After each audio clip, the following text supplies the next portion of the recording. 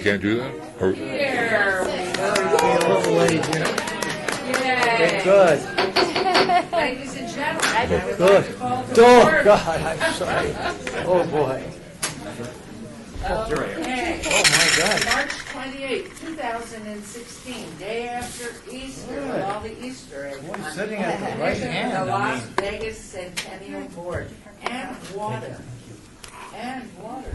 Boy, so soon after Easter, I have to say, Mary, not often at the right hand of any of the good things in life, but thank you so much. Okay. Are we in compliance with the open meeting law? Yes, sir. Thank you very much. I really appreciate that. Commissioner Goodman? Here. Commissioner Barlow is excused. Commissioner Cochran? Excused. Commissioner Bryan? Here? Commissioner Arnold? Here. Commissioner Solberg? here. Commissioner Brown? Commissioner Feldman? Here. Commissioner Blackmore? Hugh Senok sitting in for Commissioner Roncaro. Commissioner Height is excused. Commissioner Hilton? Here. We do have a quorum. Great. Wonderful. So on we go. Where are my counterparts in the front? Where are those? Are they excused? We're right here. The mob. There's Councilman Barlow and Councilman Coffin. Councilman Barlow is in Brazil, I believe. And Councilman Cochran is in a dental chair. Oh, Ooh. okay. Get out. We know how we rate. Sure he will. Well, our first order of business. May I do this first? I think I might, before public comment. We've had some wonderful service. This organization was founded in 2003. Why am I looking at you? I was a child. I don't recall. 2003. Some of the older members here. But if you would, our wonderful Tim Cashman, Oh. part of our Here, founding here. committee, he's right behind you. And we have a token to thank you for your years of service in creating this and being so much a part of it. I mean, the entire, I know back to the days of Oscar, I will not tell you half the time when Stephanie came home. He always appreciated, please come on up here. So everybody can thank you appropriately. We just think you're the best and what you have done for this town, and what you have done for the Centennial. Get the shot. One more smile, one more. Okay. Got the top of the senator's head. Good, Sean. Looks good, though, Senator.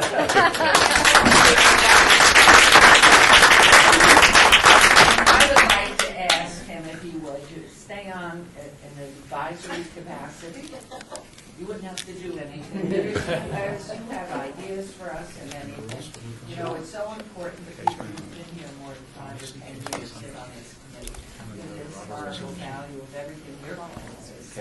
And knowing that we still live in your aunt's house. Those I drove by many years. yesterday, by the It's way. still alive and well.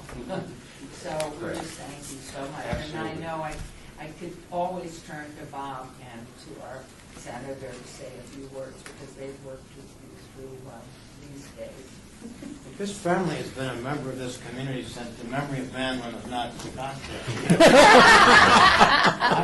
I would not be surprised if Octavius Decatur Garces may not have gotten a ride across, the Colorado. I mean, that your great grandfather had. But Tim, you've been super. We really appreciate that. And he helped us out of that very difficult.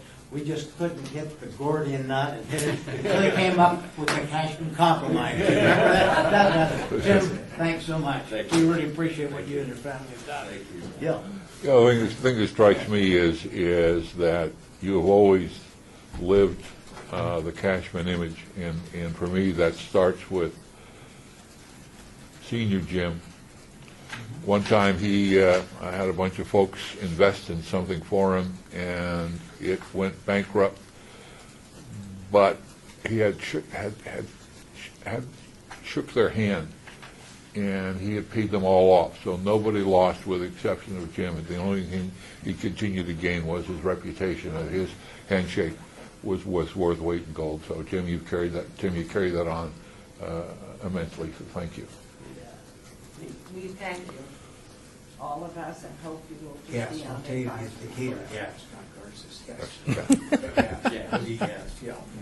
Thank you, everyone. It's been a pleasure. I mean, it was a long time, 12 years, something like that. And, some of us have been around the entire time, and I think it's a wonderful thing that, you know, I thought about the other day. Have we run out of numbers yet on the license plates? Because, you know, as well as we're doing, seems like the next problem we need to confront. But as long as those plates keep generating revenue, we'll have lots of great things to do for the history of Las Vegas. In 1970, well, before 1976, Oscar and I for entertainment used to drive around our small town because obviously we had no money, we didn't know what to do with ourselves, or my favorite things in small zoos.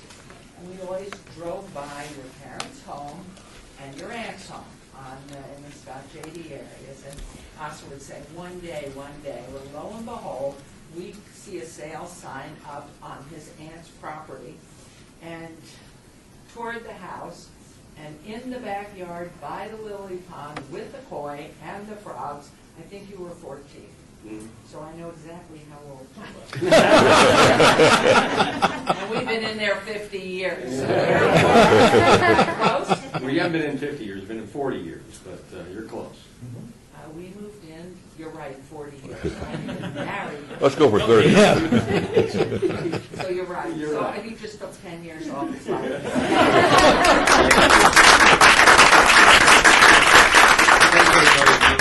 Wonderful. Appreciate it. I'm here to help if you need anything. Great. Thank you. Okay, public, where is our public guest there over there? Is that what we're at right up there? Okay. Public comment during this portion of the agenda must be limited matters. What are you drinking? I'm drinking the same stuff. Matters on the agenda for action. If you wish to be heard, please give your name for the record. You may have discussion as well as the amount of time any single speaker is allowed may be limited. So anybody who wishes to come up at this point? There are none, seeing none, we will move on to item 5. May I have approval of the minutes if you read them from January 28th, 2016? So moved. Thank you very much. Seconded. And seconded. All in favor, please signify by aye. Aye. And so none of you are going to oppose that. Agenda item 6, we have a report by Joe Williams, City of Las Vegas Finance Department regarding the commission for the Las Vegas Centennial budget for fiscal year 2015-16. Mayor and Commissioners, Joe Williams, Department of Finance. I handed out financial statements for you for the 9 months ended. We collected $1,460,000 in property tax revenues. Of that, the first quarter we got $515,000, second quarter $499,000, and the quarter just ended we got $445,000. So we are approximately $38,000 ahead of what we collected in 2015 for the same period of time for the 9 months. Excellent. So the license plates are holding strong. Of that, we have expended for the 9 months, we've expended $1,043,000. Of the $1,043,784,809 is the major amount, and that consists of four items, or 76% of the total expenditures. And the four major items are the West Side School, $500,000 we pay for the doing debt service to rehab the West Side School. We paid $140,000 to the City of Las Vegas HPC, and we paid $73,683 to Las Vegas Natural History Museum, and we paid the City of Las Vegas for internal charges for $71,126. The internal charges basically are the reimbursements of the salaries of Esther and Courtney Mooney for the work they do on historical preservation and for the Centennial work they perform. So that equals $784,000, 76% of the expenditures. For the 9 months, we ended a net income of $417,000, so we added that to the beginning fund balance of 2.5, so our fund balance for the 9 months is around a little over $3 million. If you look at the remaining budget, based on the based on the budget, I project we're gonna get $339,000 more for the fourth quarter in property tax revenues. That probably appears that we will exceed that, and probably it'll be closer to 400,000, 450,000, so that should go up. We've got a remainder of $1 million that we have committed for expenditures to pay out of the budget that we've already had. And so if we collected everything and paid everything out before the end of the year, we'd still end up with an ending fund balance of $1.7 million. So we're setting pretty good at this point in time. I'm sure you've all also received from Esther the summary of grants, so maybe this is an appropriate time if you have questions on either, and that's, it's agendized somewhere, which I haven't seen. No, But, I was just going to be under my report, just to make sure everybody receives it and understands how I put it together. Okay, well, we'll wait on that then. I saw, member help, please. Yes, I was just wanting to know, with the West Side School, the servicing of their debt, the 500,000, is that the last 500,000? No, I think we have, I think there's about 4 more years on that debt, 4 or 5 years left on the debt. Okay, Of and the it's- 500,000. So that's 500,000 a year? Right, For 4 more years? right. Those are 10-year commitment. No, I think it was 8 years. Yeah. So I think there's, 4 million. Yeah, that was a record. I think we. Yeah. I had no idea. I think, Okay. I can tell you for sure, next meeting, I'll tell you how much is left on that. It's a big project, but Bob's going to get me for this, but then you should have by there, but that's not real. Well, one of the things that I was struck by, and I can talk about it during Esther's report, is probably more appropriate, when you see how much money has gone out. And you do, I mean, the West Side School, you definitely have a lot to show for it. Some of the other stuff, it's like, Esther, do you have an extra copy of that? not so sure.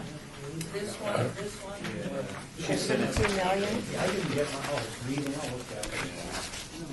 Did everybody receive your packets?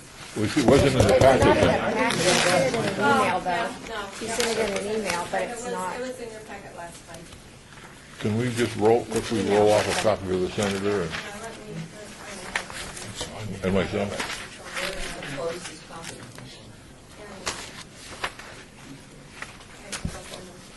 So that was in an email, but it's not in all Yes. this. You have, So then I don't have it. 'cause I Alan? printed this So out. any other questions for Lauren?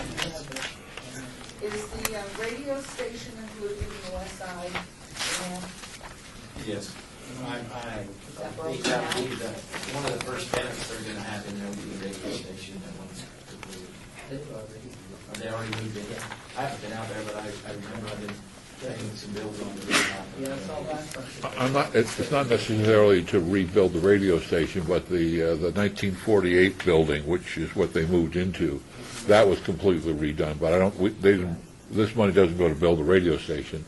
Not a separate radio station. No, it just goes to pay the debt that was combined with Right. grant money we had to But they went into a brand new, But they had to move out of the Right. big building into the 48 building. right, and they're very happy, Yes, it's doing that. You've been in? yeah. I used to go to the old one, then I didn't get it. If you haven't been into the 1923 building, Yeah. the classroom is beautiful. I mean, it takes your breath away. They've taken out the ceiling, they've taken the floors, and they fixed the windows. It would be a wonderful place to have a classroom. It's open, it's big, it's going to be a real piece of work. I Maybe we mean, could have a positive. tour. I was in first grade in that big building. First grader there. Pretty much today, like you did when you were I there. told him, I said, it looks the same except the smile. Is there enough room to have a meeting in there? Yes, there would be enough room to have a meeting over there. So maybe we Great. could. It's big. Be an excuse Get to research. see it. It's ready for occupancy? I don't think it's No, already, No. not even close. No. because I think we're only on the 6th drawdown on the payments on the construction. So do we need a motion to approve this as submitted? There's no action. That's a report. So until Esther comes back, we'll just move right along, if that's all right with everybody? We have a report by Jessica Anderson regarding the grant that was previously awarded for Outside Las Vegas Foundation. Well, that's a long walk. Here? Please. Okay. And if you would announce your name, even though I just... Yeah, absolutely. My name is Jessica Anderson. I'm the volunteer director for Outside Las Vegas Foundation. Thank you so much for having me. We just wanted to update a little bit on what we've been working on and some of the things that we have going on in the future. So I'm going to pass some things around. I figured a hands-on would be a little bit better than on the screen. This is the first draft of our new trails map for City of Las Vegas. And it has its emphasis on the Pioneer Trail and the Cultural Corridor and all the historic sites. So there's a front and a back. As I said, this is a first draft. Part of the process with this map was getting the first draft done. I spent a lot of time with all the councilmen and their assistants, getting their eyes on it as well, getting some feedback. So some of the updates, as you do see it, the colors will be a little bit different. They're a little bit all shaded together, and there were some typographical errors that are now completed. I was hoping to have a newest version for you guys, but it just got sent to print on Thursday, so it's just not quite ready. It'll probably show up tomorrow. The other thing, so that's in the works. That'll be done and ready to go and printed by mid-April. So we'll be able to have actual maps in our hands and distribute it out to community centers, the historic sites, as well as to all the council offices in the city of Las Vegas for them to use for their whatever they want them for. Another project we were working on is our Meet Your Mojave program, which is wanting to engage the kids of Twin Lakes, Ruth Fife, and Gibson Middle School out on the Pioneer Trail specifically since we're an outdoor organization, we want to get them outside into Lorenzi Park or Ed Fountain Park or Springs Preserve. So we have a couple hundred of these booklets that we created and printed that are now going to get into the hands of at least one grade level at each of those schools. Twin Lakes has been the most interested in it, so we're probably going to be able to engage them a lot further and actually get out there. We pay for field trips for these things for them to be able to utilize, so we're going to be able to get them outside, teach them some environment, and also teach them some history of Las Vegas. So those are some great things that we have going on. Other than that, we have focused some of our attention on getting some cleanup projects, because that's what we do, or that's what I do specifically, is do the cleanup projects on the Pioneer Trail. So we've already accomplished 2 within Lorenzi Park. One was in October and one was in January, engaging Ralph Lauren employees as well as MGM Grand Resorts employees. We will also at Ed Fountain Park, which isn't quite on there, but in that same general area with Wynn Resorts employees as well. So we have made some active engagement there. And we are planning a bigger cleanup across the cultural corridor, hopefully at the end of April. April 23rd is looking like our date, and we are going to be engaging Zappos, the Downtown Project, as well as any other partners that we can to get outside and help clean up along the cultural corridor. So that's what we have going on. I know we have a question over here. He keeps looking. Just a couple of questions. What's the process you're using to vet the information? It was all information that our map designer was received from the data and stuff from the city. We have also updated all those pictures as well and some wording. I'm forgetting somebody. I think I'd probably do it one more time. In cultural, yeah. That one says 1933 that the federal building was built. This says 1931. Okay. And with all due respect to the city, sometimes their information is not the best. That might have been one of the corrections that was caught. I don't remember all of them already, but I'll double check that once I get my next draft to make just sure. a third party to kind of go through it, because really it's really great. Are you volunteering? My hand goes up too often. I'm a board member Mm-hmm. of Outside Las Vegas, and I think it would be great if you participated. They could just send you all the information before it goes to the final plan. I would be honored. Okay. It's quite an So honor. it's honorary, and I'd like to sit on your team. I'll help you with his contact. Absolutely, that'd be great. How many miles of trail do we have now that are really, you think, are finalized and completed? Just within the city itself, I'm honestly not sure. In the entire southern Nevada, we have over 1,000 miles of trails. So I don't know the exact approximation of City of Las Vegas trails. And you do know that the city has just embarked on a new program with motorbikes, so our marshals can get out at Yes, least on city yes. property to make sure everything's going well. Yes, I And actually know one of them. Wonderful.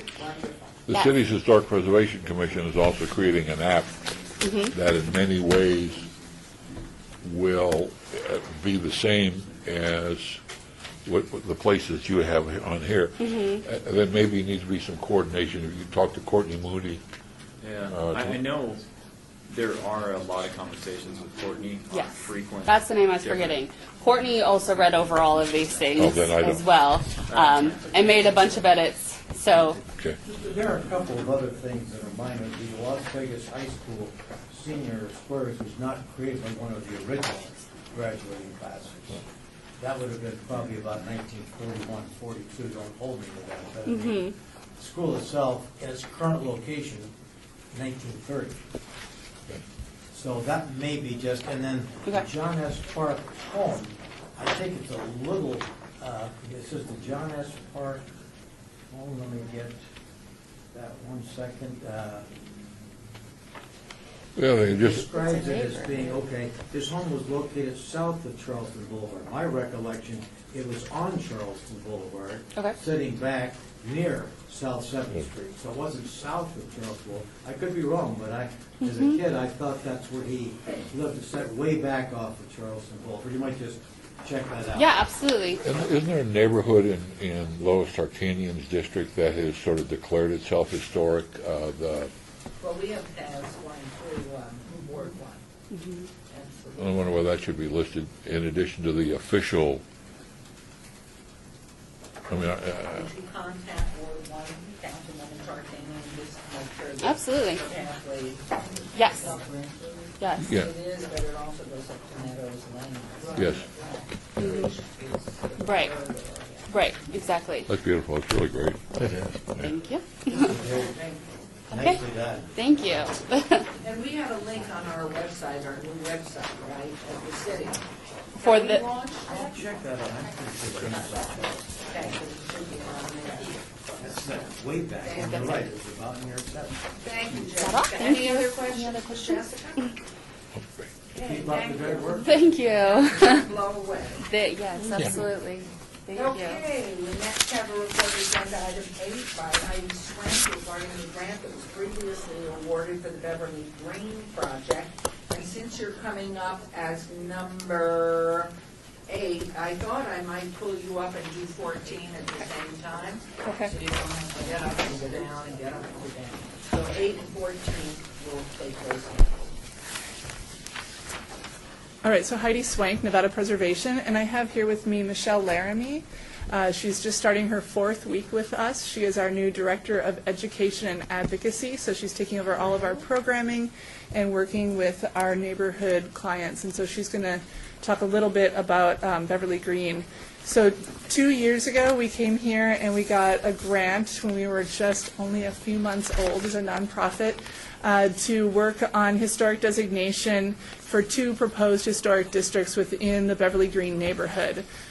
North of St. Louis is the proposed Beverly Green Historic District, and south of St. Louis is the proposed Paradise Village Historic District. You also gave us some money to put together walking tours, a walking tour for each of those, which is still in progress at this point. I'll let Michelle talk a little bit about the Beverly Green Historic District project, where we're at with that, and then I'll talk about Paradise Village. Hi, I'm Michelle Laramie, and I'm with Nevada Preservation Foundation. And I also actually live in Beverly Green, so I've been volunteering with this project for a while as well. Beverly Green is bordered on the north and south by Oakey and St. Louis, and on the east and west by 6th Street and Rexford. It consists mostly of homes that were built in the 1950s and early 1960s. There's a lot of custom homes in the area, a few tract homes, as well as some apartment buildings that are on Rexford. The area itself has, the survey that was done on it found notable architects such as Hugh E. Taylor, Jack Belcher, Jack Knighton, and several others who did custom homes in the area. There's also several notable Las Vegans who lived in the area. The Molaskis, actually, I'm sorry, the parents of Erwin Molaski were one of them. We had Frank Schivo, who was the Pioneer Casino owner, and also Dean and Elaine Schindel, who Dean owned Caesar's Palace and Elaine was a performer on the Strip.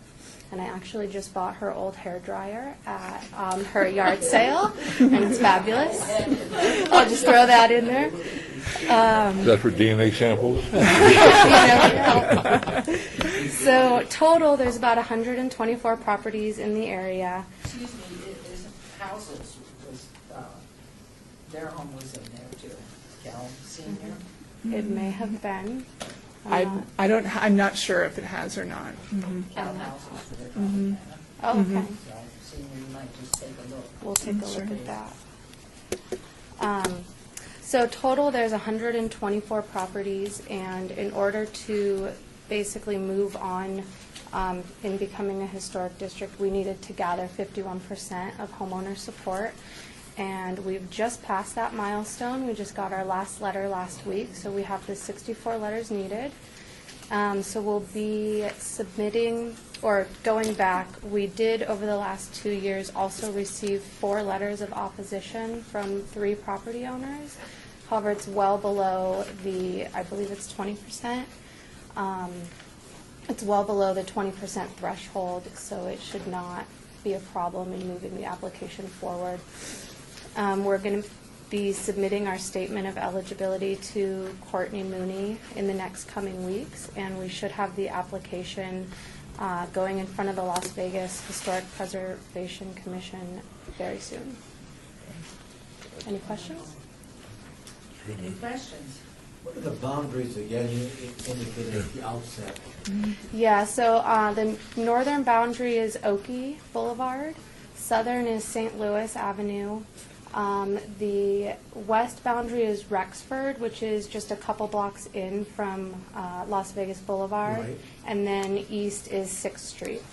And it's actually only the houses on the west side of 6th Street, which are included in the district.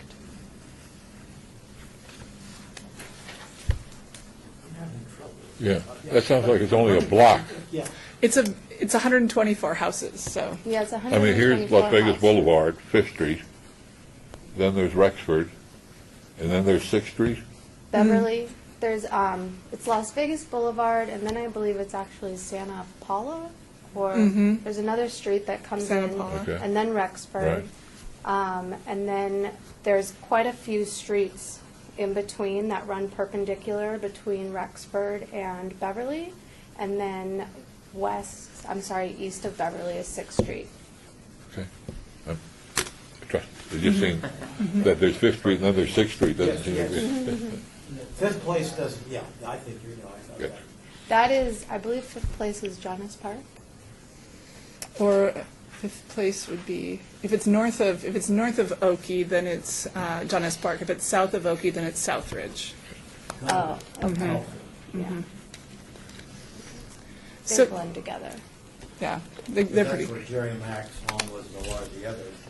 North of, Right, right. So the other portion of this project is Paradise Village, and this is the part that of the larger Beverly Green neighborhood that is south of St. Louis and goes almost all the way down to Sahara. It's a collection of almost 200. It's 189, about 800 to 1,000 square foot homes that we learned through the historic survey that the city did were designed by Zick and Sharp. No one had ever known before that Zick and Sharp did residential until this survey was done, so it was pretty exciting. We were very excited to work with this neighborhood and have it designated on the city register. Unfortunately, this has been something of a learning experience for us as an organization. The first thing we do when we work with the neighborhood is we do a survey to figure out how many of the homes are rental, which homes are rental, and which homes are owner occupied. this neighborhood is a majority rental owner neighborhood, which presents a lot of challenges, a lot more challenges than we realized. There wasn't a lot of opposition. There just wasn't a lot of engagement. We worked for 2 years in both of these areas. We sent out mailers. We've done canvases, innumerable canvases. But in Paradise Village, we needed to get 97 letters of support in order to reach that 51%. We have 22 2 years in. Right. So we decided a couple months ago it was time to take stock, and we realized that we weren't getting any more replies back, positive or negative. We had only 9 properties that were in opposition, and those were owned only by 3 different parties, so not a lot of opposition. So what we've decided to do is we approached the State Historic Preservation Office, and this is what I wanted to make sure that the committee was aware of, is that we're looking at doing a National Register nomination instead of a local register nomination for this neighborhood. It doesn't provide the protections that a local register nomination would have, but it does. We're hoping that it gets a little bit more excitement in the neighborhood, a little bit more pride in the neighborhood, that it brings a little bit more attention, and that maybe in the future we can revisit a local designation. We've also reached out to the UNLV Downtown Design Center and talking with Stephen Clark about doing a similar project as they did at the West Side neighborhood, to do something where we can get a plan in place for the Paradise Village neighborhood, and hopefully, again, get some more excitement and a kind of a sense of being in a neighborhood for that area. So that's kind of where we're at right now with this. So we're looking at the thing about doing a National Register nomination is that you don't have to get buy-in. If the only hurdle is that if you have 51% of the property owners submit opposition, then you cannot go forward. And we don't anticipate that. We've already had a meeting, and people seemed open to this. So I think that's, with your permission, I think that's I wanted to make sure we checked in with you, since it was a big shift in how we would be using the grant money. The key is that there is no restrictions. I mean, it's really more of an honor, but it could create that energy that being recognized. I think it's a solid idea. Anyone have any comments, any objections? Well, I to guess that? the folks that oppose it somehow believe that may cause a diminishment in their property values because there's some restriction on it. Is that the essence of it? Yeah. Richard Bryan, yes. The gentleman sitting to her honor's right. Is that kind of it? They're kind of fearful that the property will be reduced in value somehow. Yeah, Heidi Swank, Nevada Preservation. So the biggest concern was that during the boom in this particular area, this is an area that has a gaming overlay over part of the neighborhood. It's a very oddly put on overlay in that it actually cuts diagonally through some people's houses. It was done in the 80s, and that there was, during the boom, there were some letters that came out. So remember, these houses are small, about 1,000 square foot on average, and people were told that they were going to get $1.7 million for their home. Yeah, it was a shady letter and a shady deal, but some folks are worried that they would not be able to get their $1.7 million for their home, and that was the biggest concern for some of these folks. And we tried to, really make them feel better, and that it doesn't stop. Being on the local register doesn't stop this, but they were definitely very wary. But again, that was only 9 properties.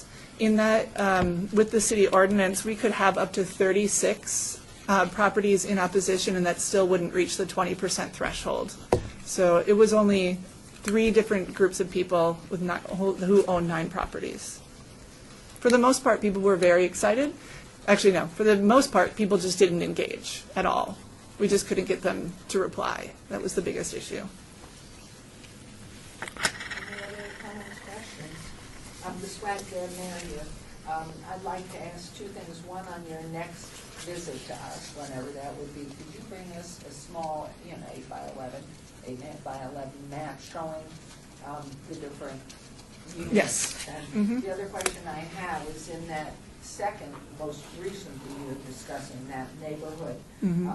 How many of those are rentals rather than ownership? The majority of those homes are rentals, just barely the majority, but it's definitely the majority, and that was the biggest challenge. Even though we do pitch the historic, we have a different pitch for folks who are rental owners because we know that's an investment for them. It's a financial investment, and so we really try to gear our mailers to that financial investment. But for the most part, we couldn't catch people's eye. That was the biggest problem.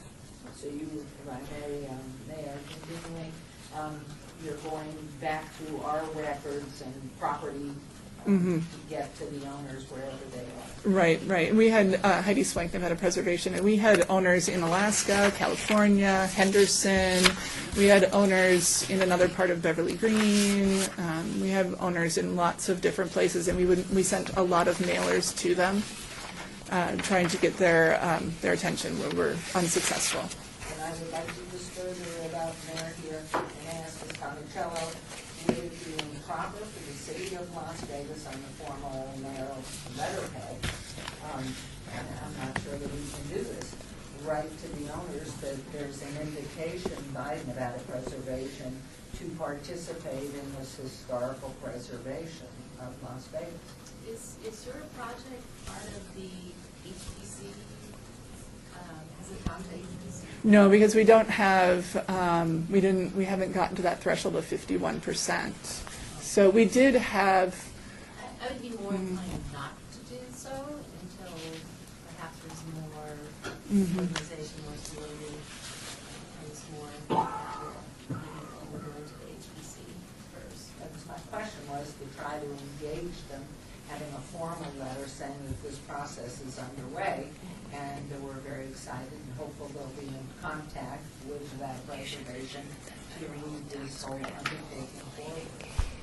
And just to sort of get back and look into it and see if there's anything wrong, because we're not asking anything for the game, we're just asking to, establish the neighborhood. Yeah, and for them to Historic. Yeah. So. Because I'd be I could willing work to with do this. that, Okay. if we're allowed. Okay, that'd be great. That would be wonderful. Yes. This is Louise Helton speaking, and I was, this is sort of a conundrum that we've had in the old Las Vegas high school neighborhood. There were people who were so upset about any designation being placed on that neighborhood, and those little homes are so precious. And that was one of the things I used to lose sleep over, is how we would lose some of those houses. And it kills me every time I drive by and a house has been lost to, it's been dozed and something new and big has been put in its place. And so originally, when we were looking at the money that this license plate fund could create, we were looking at the possibility that you could have a carrot, you have the stick, but you need a carrot.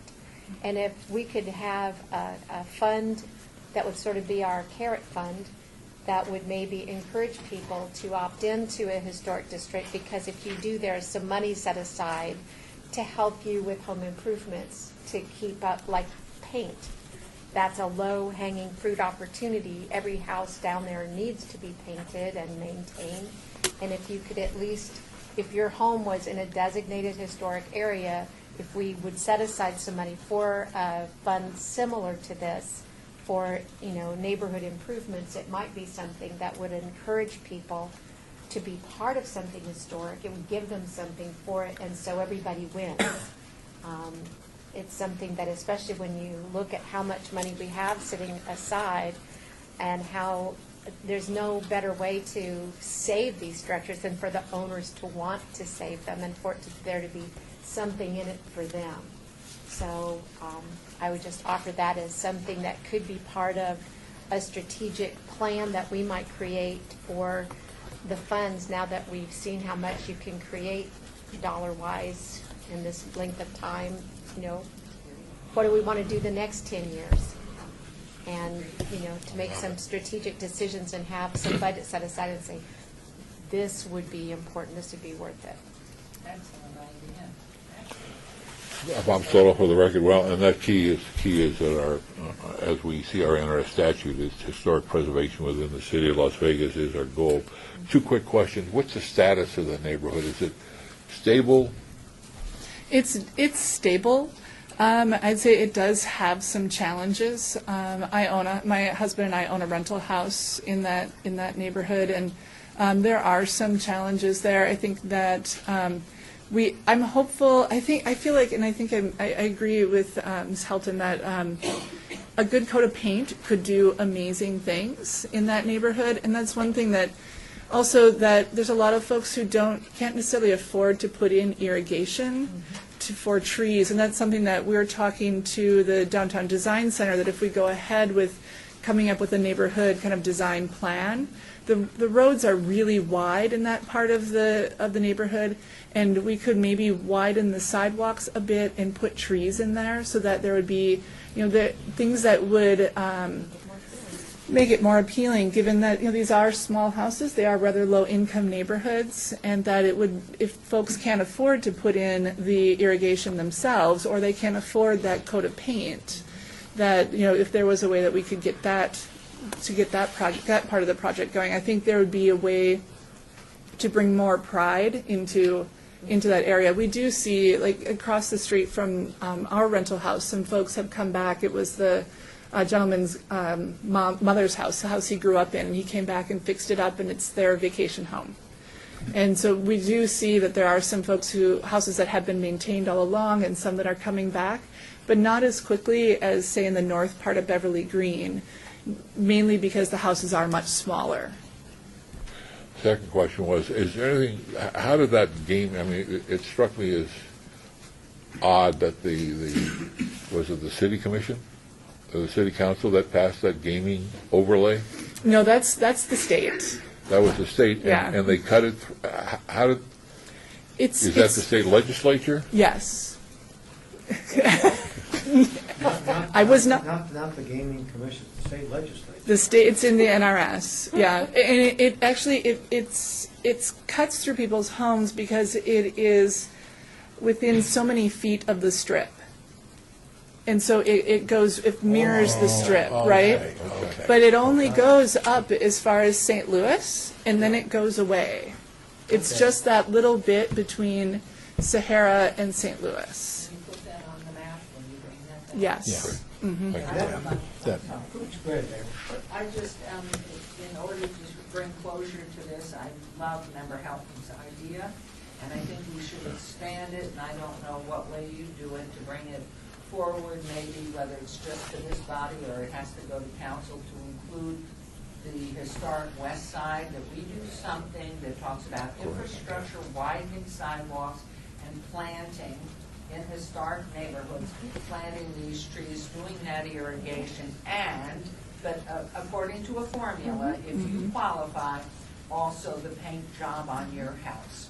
And that you have to be a registered whatever medallion house, and that in the historic west side, I think it would be humongous.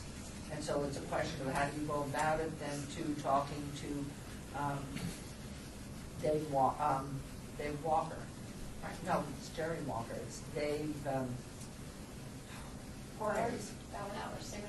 Dave Bowers. Thank you. God, I mental lapse here. But to proceed on that, to have that conversation and get some information coming back. Mayor, just still up for the record, I don't know why I was reading it, but there was a city in Central Oregon that just passed an ordinance that created a fund that did just what we're talking about. Now, this is the Preservation Commission, so we've got a different, but that ordinance may be something that we could pattern ourselves after. There was a process on how to qualify for it and so forth. I'll think I've come up with the name of the city. And give it to them, please, put them in here, but I really think, I know in the historic west side, that would be a boom there, and if it was only in historic neighborhoods, because the city does have the Quick Start program for helping to fund infrastructure of electricity and plumbing and all those things on the homes that have been city boarded up, and in order to really energize the repair and replacement. So plus it would preserve the neighborhood. I think it's great. So can you report back to us on that or get it with Jorge and Dave Bowers? I think it's great. And I would say too, this is something that I've been looking into as far as kind of what we can do legislatively too, so I'd be more than happy to collaborate. Because I think it would be great if the council put forth that ordinance. Never done that before. I'd love to see it come from this body to the city council as an ordinance for preservation. Thank you very much. Thank you. Okay, you can go. Oh, You get to escape. I'm still stuck. At the last meeting in these minutes, it will reflect that we did ask for a report on the license plate. Okay. Is this the one, Commissioners, Las Vegas Centennial statute on license plate fund? And the department shall deposit fees? That one? No, this item 14, I can get that over there. Okay, hold on, I'll get to it. Since you have it right there, can you please read it? Your Honor, can I make a comment about the prior item? It might be helpful. If it's inappropriate, I won't. Is it brief? Very brief. Okay, will you announce your name? Attorney Bruce Gale. I think it's in RS Chapter 453, the gaming district. It's south. The north border is St. Louis. The south border is St. Rose Parkway. The eastern border is 1,500 feet east from the median center of Las Vegas Boulevard and 1,500 feet west from the median center of Las Vegas Boulevard. And I looked at this when I was doing medical marijuana, so that's how I know about it. That's why the borderline cuts through some of the middle of these houses. Thank you. That's the point. Definitely. Please. Update by Heidi Swank, Nevada Preservation Foundation, regarding the Las Vegas Centennial license plate collection. Heidi Swank, and I actually got this in the capacity as my state assemblywoman. And as I told Esther, I am not a spreadsheet person, so I am really happy to be able to provide this for you. I can follow up with any questions you might have that aren't answered by these spreadsheets, and whatever you need, I'm happy to make any request on behalf of the commission for this. And I think if I might, Carolyn Goodman, this is in Joe Williams' report too. So you all have this sheet in your file. So we get over. So you take a look at it and then respond from, oh, there we are, from 2003. So that was Mr. Cashman's founding year.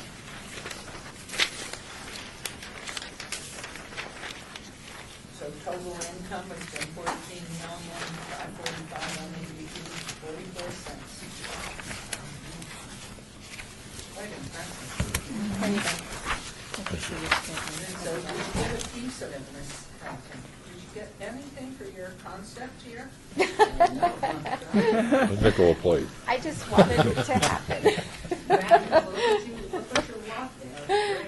Great. So any comments, any questions on this? I see Mr. Just point, I mean, I think everyone's picked this up, Ryan Arnold for the record. Last year was the best year we've had. And so it's continuing to grow, it's amazing.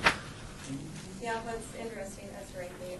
If you look at starting 2003 through 2015, the 3 years that the whole city experienced the downturn was 2008, 9, and 10, and that definitely reflected in the license plates. I think that's very interesting. And then as the economy got better, so did our sale of license plates. So we had 3 years that we actually dropped a little bit, and the remaining years that continued to grow. There are a couple of points. Yeah, please. Bob Soloff for the record. One is when you look at the entire number of plates that have been issued and the sale of those plates, there's a big gap between us and the next one, which is Lake Tahoe. I mean, close to $7 or $8 million. That's great. The challenge is going to be with the next session of the legislature. This has happened before, to where the present company excluded, have gone around and scooped up various funds. We were faced this a while back, what was it, in 2008, I think, to where we felt it was important to encumber some of these funds so that they couldn't come in and take it. Now, they didn't make an effort at that point, but I know there are a few other funds around the state that are looking at their funds with the idea that the state, the governor now put out a 5% reduction, and the bond sales are still a big issue. I'm not suggesting any point of action, but the third point is we really need to make sure, and I know Esther's got it locked down, that we follow the revised statute, and what you have in front of you, that this money is for historic preservation within the city limits of Las Vegas. We've thrown out a hook and legitimately brought in a couple of things like the railroad cottage that was in Las Vegas and got moved to the county, or this and that. But I think it's really, we need to be as perfect and pure as we can so they can't look at us and say, well, you're just giving money away willy-nilly. And then I think as we get to the review and Esther's work on how we have spent the money, I think it may be time at that point where we sort of put the hammer down. You look around here, present company excluded me, most of the rest of you are very nice people. And you like to make people happy, and we're polite, but I think we need a little better focus and direction, and we can talk about that later. Those are my points. Carolyn Goodman here. I can't agree with that more. We have to protect those funds. And I think as we move forward with concepts, just as Member Helton brought up, we can take this out into doing things that have a bigger benefit than in the core, just going into West Las Vegas as well. And most of those neighborhoods like that money is just tightly held. And let me, for the record, put in the department shall, this is submission for the Las Vegas Centennial Statute on license plate funds. The department, number 5, the department shall deposit the fees collected pursuant to subsection 4 with the state treasurer for credit to the state general fund. The state treasurer shall, on a quarterly basis, distribute the fees to the city treasurer of the city of Las Vegas to be used to pay for projects relating to the commemoration of the history of the city of Las Vegas, including without limitation historical markers, tours of historic sites, and improvements to or restoration of historic buildings or structures. So, I mean, that says it all, and we just hold it tight. No, you refer. Dick Ryan, Bob, your counsel is well taken because the Department of Administration, those are the green eye shade folks in Carson City. Good people, to be sure, but they are looking for lots of money, always.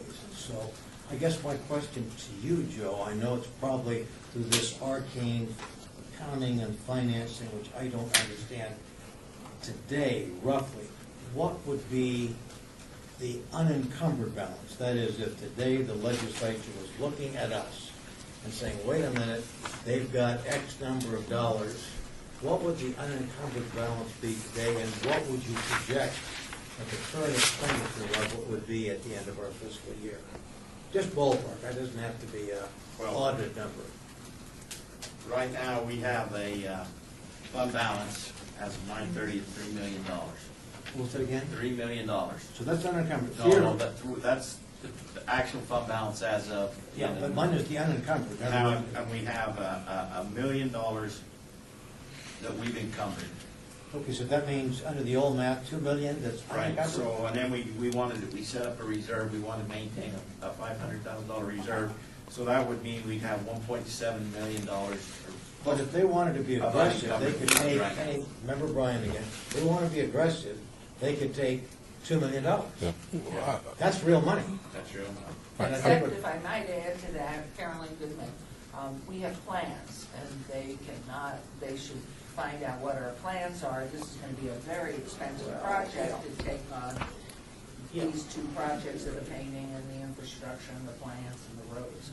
Yeah, but the way to protect ourselves, Dick Ryan again, the way to protect ourselves is to have that encumbered. Right. Yeah. And Not, have it in writing. with all due respect, Your Honor, Right. the plan, because they theoretically could take, if I've got this right, Joe, $2 million. More than that, they could, stole off a record, they could say, you know what, you spent enough, we're gonna take the license plate money from now on. Yeah, yeah, oh, yes, yeah. Yeah. So we gotta be as pure and follow all the rules and regulations, so they can't say, we have just given people blank checks. The Sorry. Snow White rule, I think, is what you're talking about. Hi, Alan Feldman for the record. I just want to clarify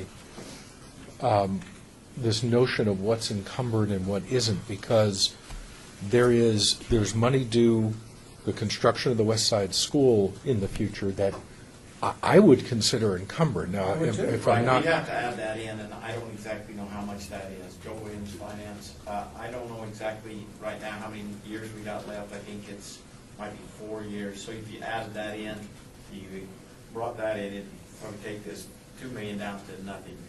We'd be completely unencumbered. What all I was going by was the amount of the existing projects that we have left as of today. Through the end of this year.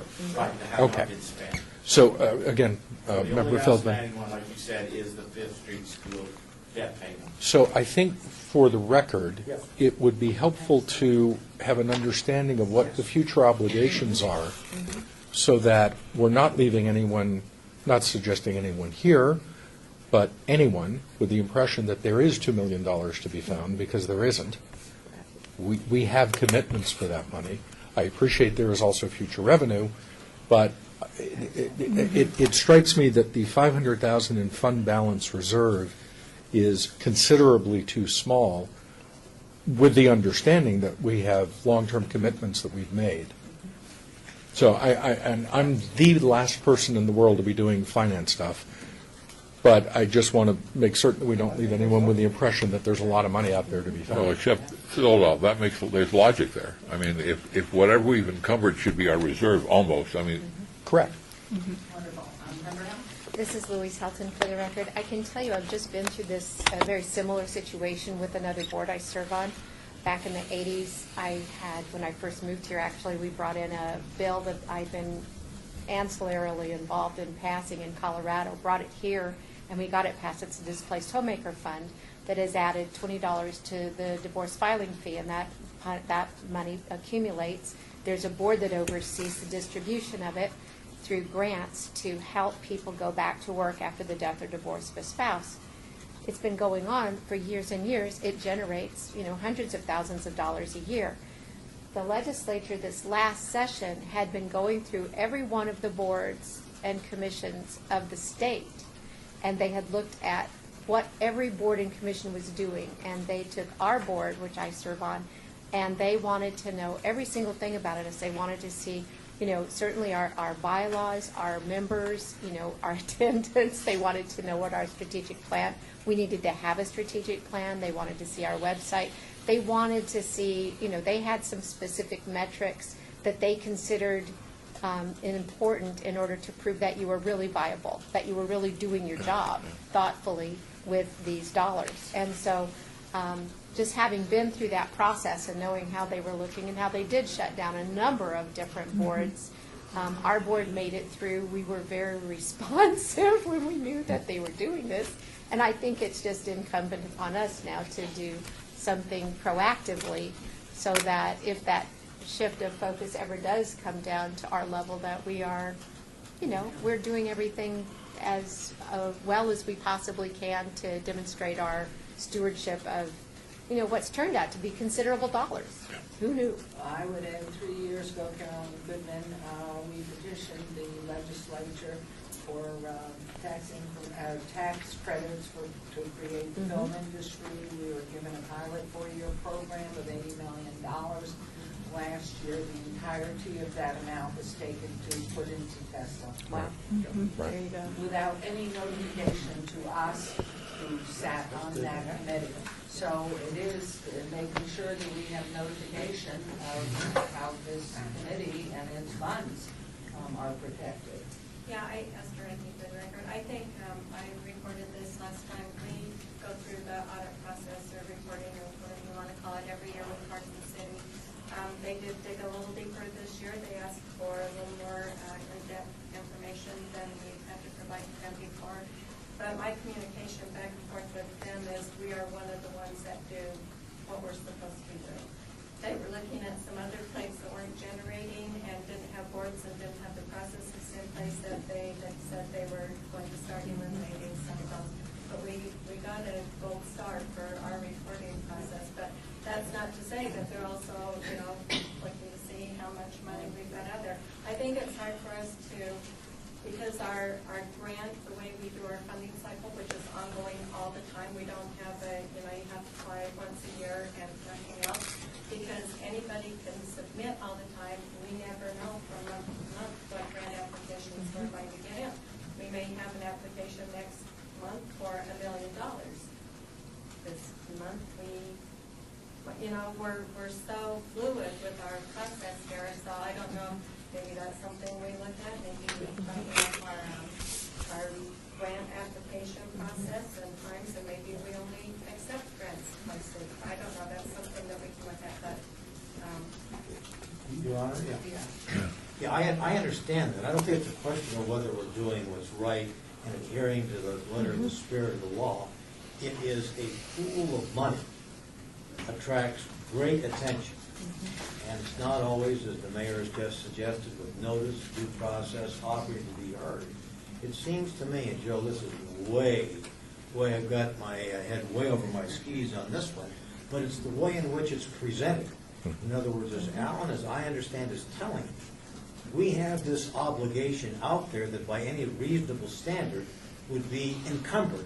That is, we have committed to do it, not just a plan, a thought, an application. That should be presented in a way which shows our balance to be much less than, with all due respect, the inartful question I posed to you, what is our unencumbered balance? So I just think the presentation of that is something for a legitimate or honest accounting purpose should show those things that we are committed to do so that it will reduce, and legitimately so, the amount of money that's shown is unencumbered. So, these folks are not biblical in their intentions. They covet money. Our alert times are up, so let's move on here. Joe Wayne, Finance. I will add on the bottom of this, I'll add some new lines that'll say unencumbered and available funds. Basically, if you look at this last column right here, everything is this 1,061,000 is everything except the West Side School. So if we take that balance at the West Side School, and I don't know how many more payments is left on that, there's might be $3 million left on it. That'd be the total encumbered amount. And what I'll do is I'll take this second column next time and I'll add two columns, one that says reserved and unreserved, and then you can see how much is restricted and how much is not. Mayor, what would be the proper place in the agenda to recommend that we have an item on our next agenda to talk about increasing our reserve? Is there a place on the agenda? Okay. So we will do that. Some direction on the staff. Great. Yes. And may I ask if we could, this is Louise Helton for the record, I think that even that part, that question would be wise to include in a strategic plan. And so I think that really, rather than piecemeal doing little things here and there, it would be great if we could dedicate some effort to creating something bigger that would fit in so that we're doing it comprehensively. So let's do that in the form of a motion to create a strategic plan here. Which I would be happy to volunteer to serve on. Okay. Your Honor, Terry Contello, this item is not agendized to take any formal action, but Okay. we do have another agenda item, number 17. Where we can Great. give us guidance for additional agenda items to be considered. Okay. Okay, thank you very, Thank you. very much. We appreciate your coming in. So that was agenda item 14 as well. We'll move on to agenda item 9. We have discussion and possible action regarding grant request in the amount of $50,000 Centennial Elks El Dorado regarding various downtown events to be held in conjunction with the annual parade and rodeo. Madam Mayor, members of the commission, good to see you all again, and thank you very much for the opportunity to come in and ask for money once again. I thought that maybe it might be wise to kind of just tell you a little bit about the relationship between the El Dorado Elk, the Elks, and the PBR at this point in time, because I know that that's probably one of those questions that's on some of your minds. My personal opinion is that the relationship is going very well. We're very excited. We've been very excited about virtually everything that the PBR has done. Esther and Terry were in Phoenix here. Still my thunder. Oh, okay, I won't. And Esther will have some thunder for you earlier or later about the relationship. But anyway, I think things are going very, very smoothly, and I'm very happy about that. Thank you, Esther.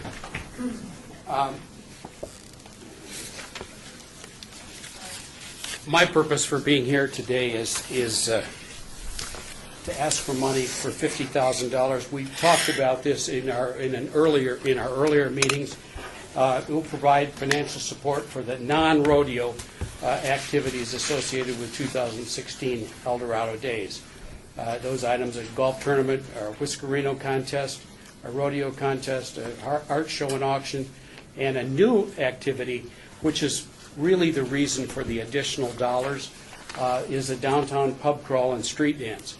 We're all very aware that with the moving of the rodeo to outside of the city limits, it meant that we need to focus more and more of El Dorado attention, or as much as we possibly can, on doing things inside the city. So after some consideration, we kind of came up with this idea of a pub crawl and street dance that would be on May the, I don't need to go through this mission, you all know the mission statement, on the Thursday evening, May 12th, before the rodeo. The rodeo is from May 13, 14, and 15, and this kickoff session or kickoff evening will be on Thursday night, the 12th, downtown. There's actually a couple of events going on. Mayor, you're going to be... Carolyn Goodman here, where are my bulls? Well, they're on here, okay? The kickoff, you see the El Dorado weekend kickoff, May 12th. That's your bulls, okay? That's going to be at the 3rd Street stage. And then after that's over, then we will kind of hopefully move that whole group to the Jackie Gone Parkway across from the El Cortez, and we'll have this pub crawl start there, and the street dance begin there. So that's that activity there. So any other questions here about any of the other events that are going on before we move along? Well, I could, just on the bringing the bulls down and housing and setting up those tents and all of that. Was that something that was already included in our previous $300,000 that we committed, or is it all part of this?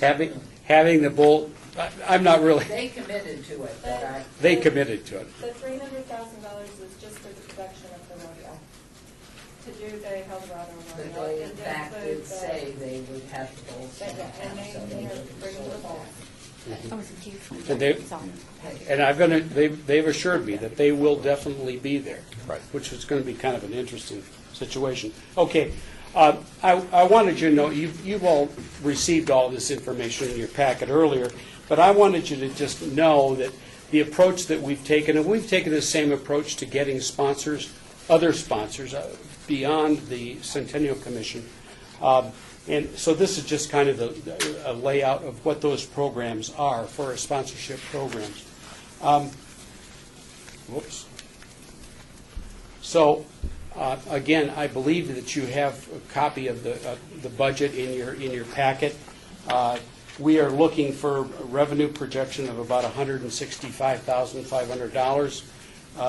Expenses against that of $142,700. This year, our administrative expenses are significantly less than they have been in the past because we do not have an executive director this year.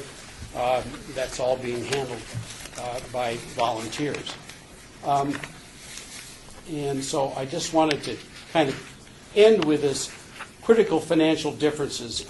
Sponsorships have been difficult and continue to be more difficult to obtain. In the past, you all know we've been able to provide signage for our sponsors in the rodeo arena. This year, we're going to have some kind of signage, but it's going to be it's going to be just 2 large banners with all of our local sponsors on it. There's limitation in terms of the VIP seating this year that we've not had in the past. Esther and I are working on how that VIP seating is going together as far as between. Go ahead, Mayor. I'm sorry to interrupt you. Esther, where are we with that signage that goes from the Walgreens to the other side of Las Vegas Boulevard on Sahara? That Eldorado we have. sign should be I up. would have to check with Jorge and just previously what the plans are. Right now, there's nothing on it. It's just any customer that typical signs up there, but obviously. And that cost, so that would be additional to this cost. Yes, ma'am. Sorry, please continue.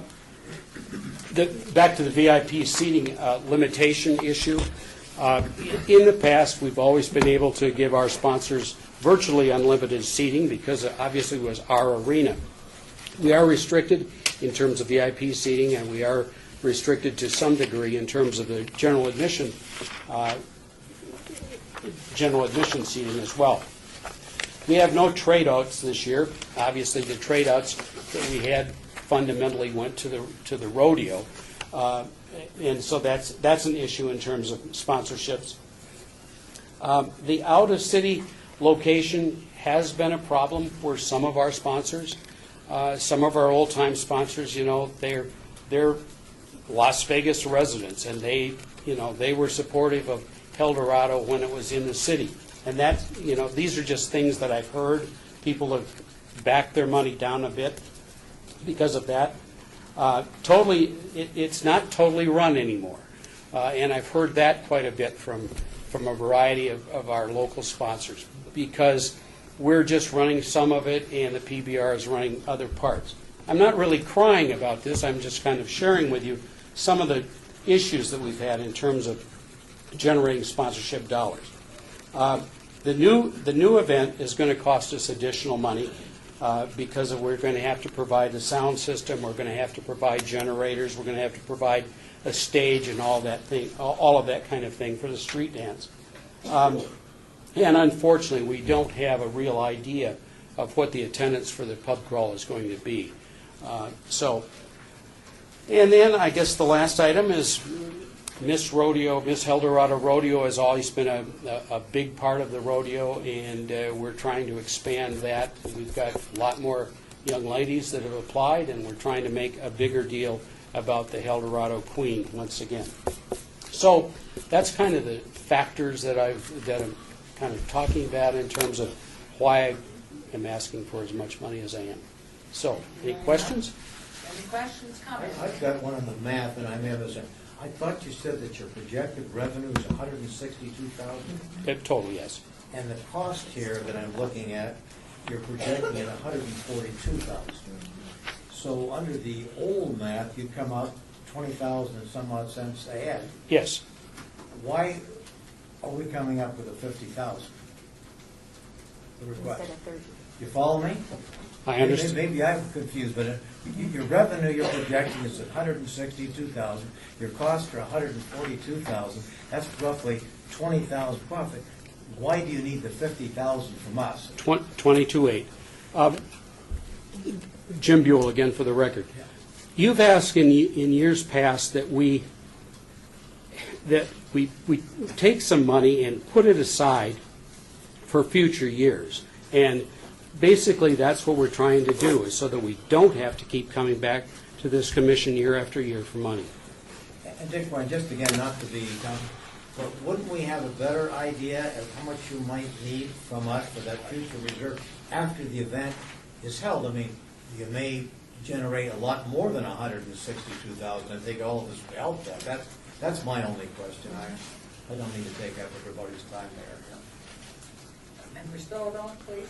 Just a question, and if the senator's math is challenging, I'm way below that. How much money are we projected to raise from the license plates this year? From the sale? 800,000. The sale of license plates in 2016 will get 800,000? $1,800,000. So what we're suggesting is a little less than a third of that each year goes to El Dorado. We're spending $300,000 for the rodeo. We're spending 100 and some odd thousand, 70,000 for the El Dorado parade, and now another $50,000. And I remember conversation after conversation after conversation, year after year, we're now in our 12th year, that this is the last time that we're going to fund this, and that they need, El Dorado needs to find, the Elks need to find some other way. We talked about how much money they give to charities afterwards, and that's not our business as a pass-through. I'm not sure that we need to spend $500,000 every year on El Dorado. And $300,000 of that is going to a profit-making organization, the PBR. They admit it's as much. I don't know what kind of profit they're making out of, but that we sure help them. And now we're looking at that coming back next year. Oh, well, we almost had to guarantee them 3 years, and we said we're not going to guarantee them 3 years. But with the wink and a nod that come on back, and unless you really screw up, we're going to give you the money again. And now we're going to fund a historic pub crawl. It just doesn't work for me. It doesn't play that's what. How much money are the Elks getting from the PBR, from all the things that's going on at that? Jim Buell for El Dorado. Commissioner, I'm not sure that I would have that number. I don't have that number right now, because I understand what you're talking about. What's the value? Right. Let me take, of those seats, for example, the VIP seats and one thing, I don't have that in front of me right now. Part of the deal was that the Elks were going to get money out of the PBR. They were going to generate some revenue, and that was, we said, great, done deal. And I looked at the parade, it's $178,000? No, 155 this year, but that's to add money to the schools. If I don't get a lot of schools participating, that money will just go back to the budget.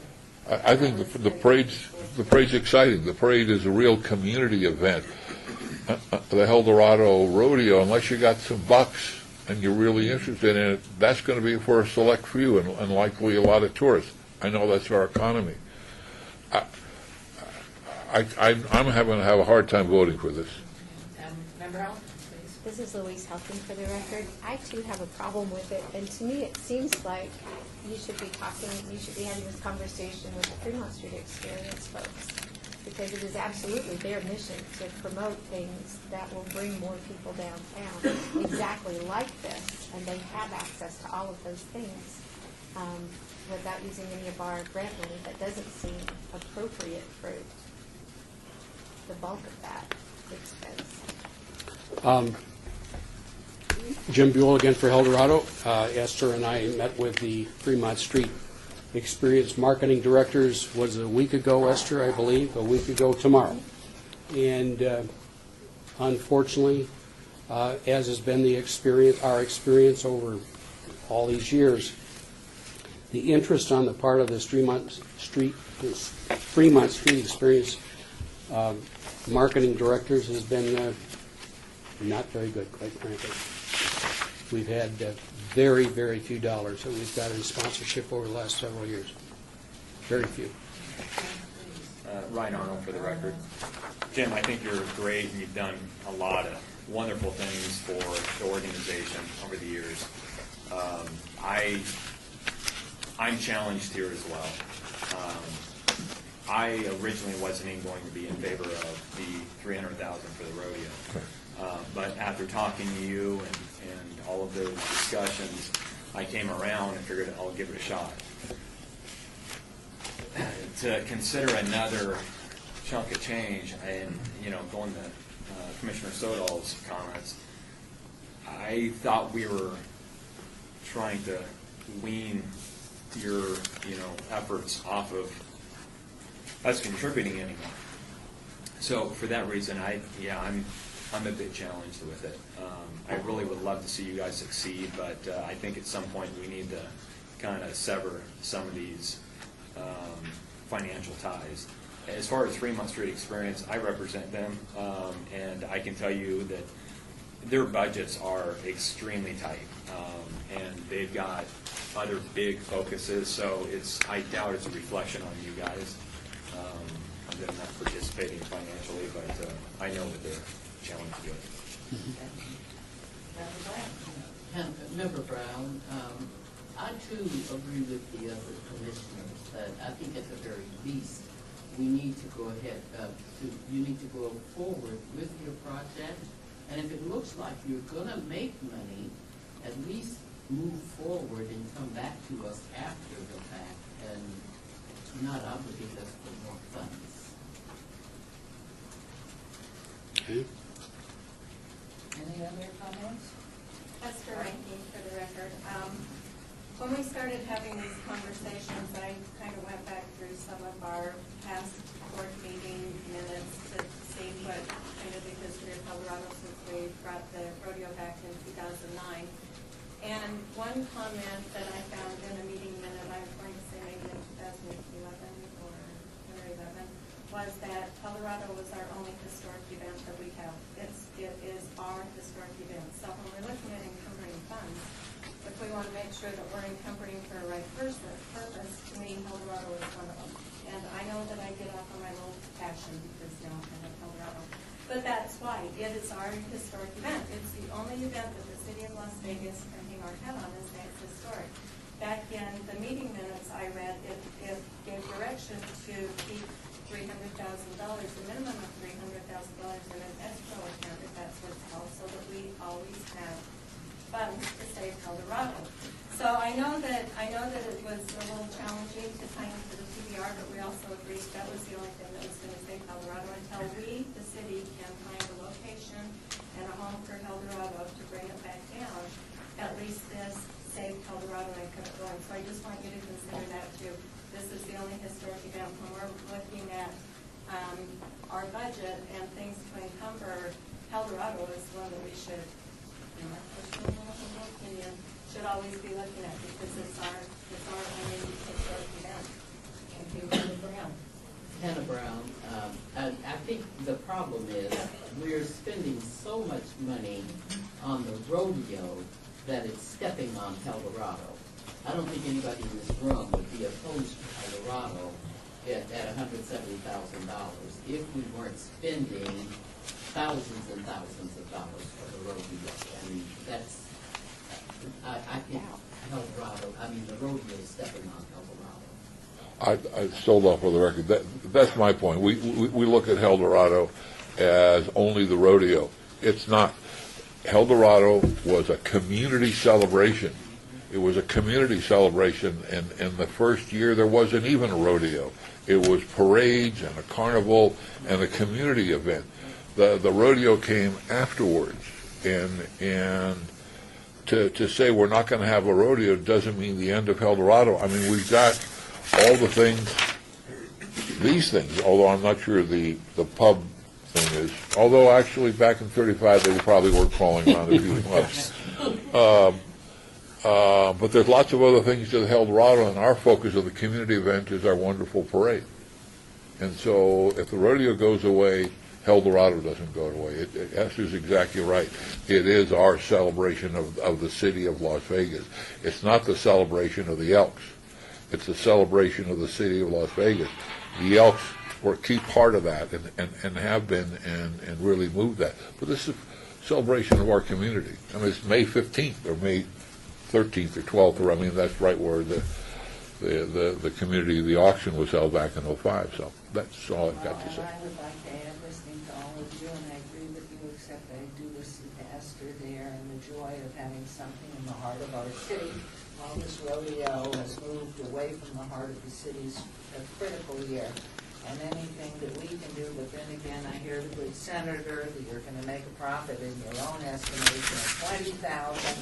So my sense would be, if that is a fact of what you think, and also listening to Member Brown, to come back to us after the fact, I'd rather see you go ahead, have the security of the funding to go forward with downtown events in addition to the parade, but I would rather than the 50,000, I would feel agreeing to 30,000. And then next year, there may be nothing, or you may have made such a profit in this year, that hopefully one day soon we'll have the entire event back downtown. But I really think with all the focus out on the Strip and down the South End down there, and very little going on beyond the one event of that day, these automatically keep some interest, which is why I'm sure you're doing it, is to keep a focus in the core of downtown. And you have to spend money, unfortunately, to earn money, and it's the plea I always give my husband when he says you're spending too much.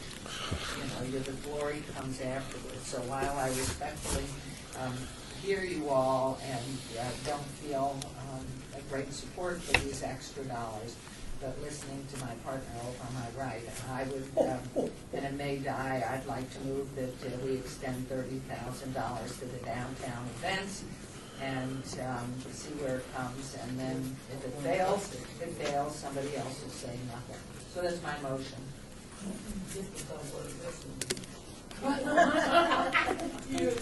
And I don't know if there's any second to it, so maybe it's die for failure. So it's not moved. So is there any other motion on this then? Or if just there's no motion to approve the grant, then it just dies by itself, correct? Correct. Correct. Thank you all. So please do come back and approach the board again after the event, and hopefully you'll keep them all going, because I think it's so important that we bring things into the heart of the city, as well as the parade has to be. And we thank you for everything you've done. Thank you all. I appreciate it. Thank you. Okay, that was agenda item 9. We're going to 10. We have a grant request in the amount of $100,000 by Thomas Axtell, Southern Nevada Public Television and Vegas PBS to produce a documentary, The Las Vegas Experience, which is a collaborative partnership between Vegas PBS and UNLV.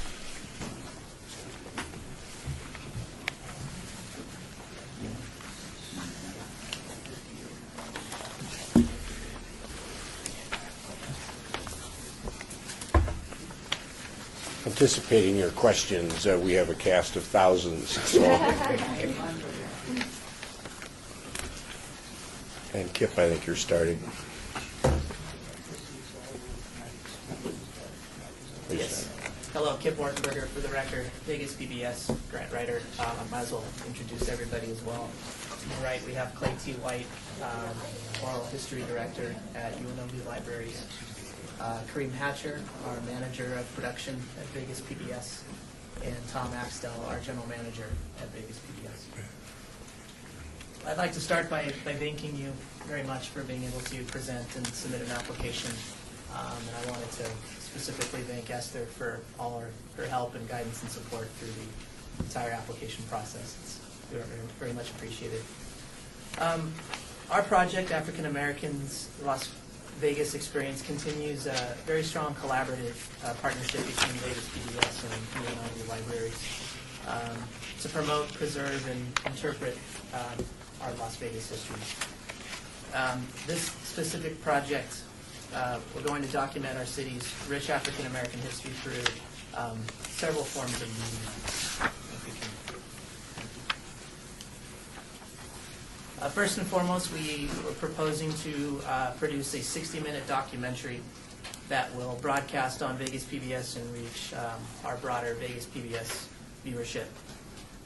Secondly, we want to take all the content that we produce, not only the documentary, but kind of a wider scope of content And that would include the full broadcast, it would include segments of the broadcast, it would also include longer unedited and uncut pieces that we record and use them for online video and on-demand access via our Vegas PBS site, used on UNLV's digital collections, third-party sites, and also public media sharing, which has potential to have state, regional, national, and potentially even international reach as well.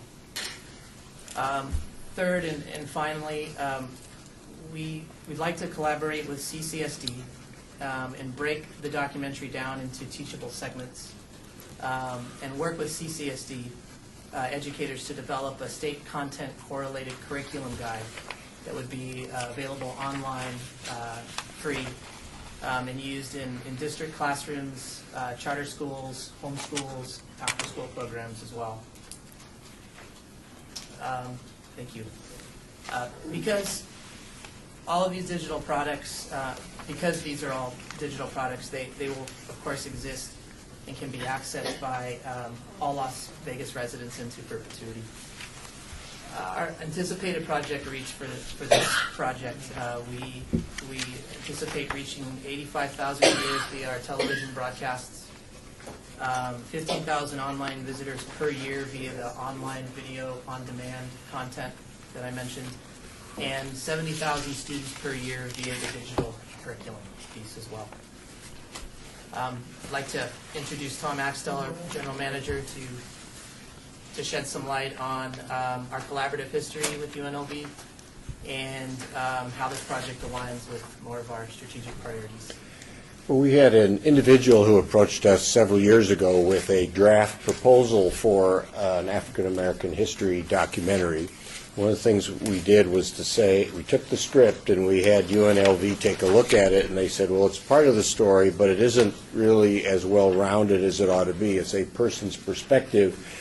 And did you know that we are beginning to do a multi-year project of original data collection, of original documents and photographs and oral histories? And I made the mistake of telling Clay T.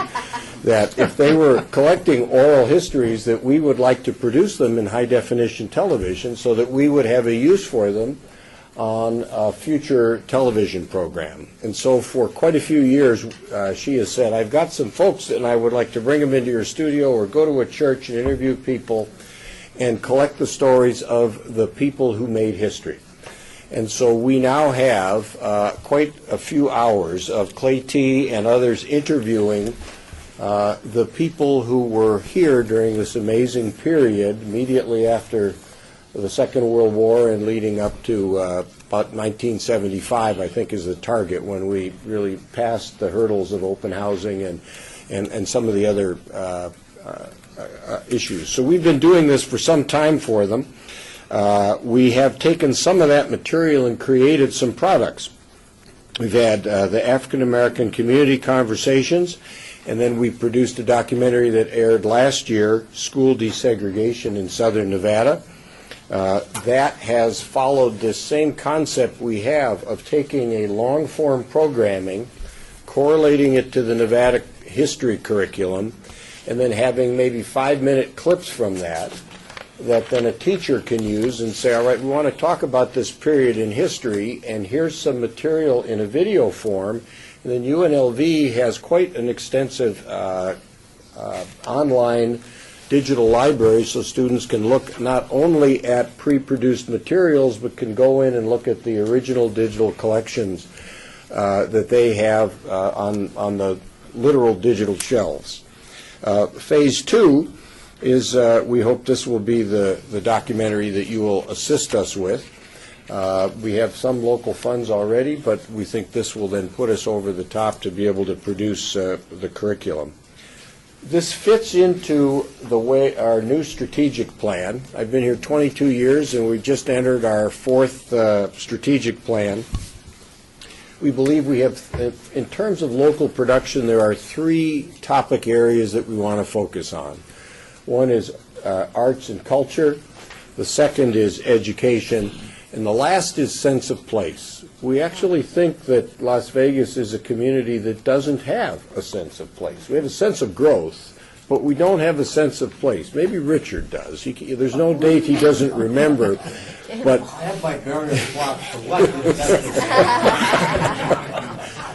But there is this sense of how does this community understand itself, and how do the many newcomers to this community interpret this history?